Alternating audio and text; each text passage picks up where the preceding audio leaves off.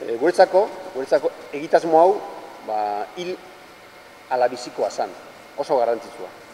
Proiektuaren helmugan 3 asmo.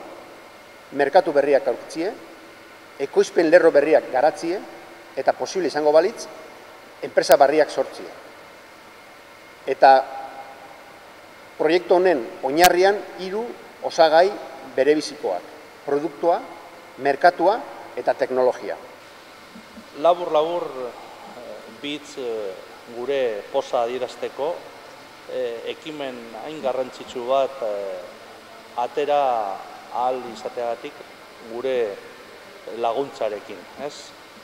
Kontzientea gara Euskal Alderdi Jeltzalean ze egoera berezia eta ze egoera larria bizitzen ari den Durango aldea, krisi ekonomikoagatik, desenpleguagatik, eta horregatik gure implikazioa beharrezkoa zen eta hala egin dugu.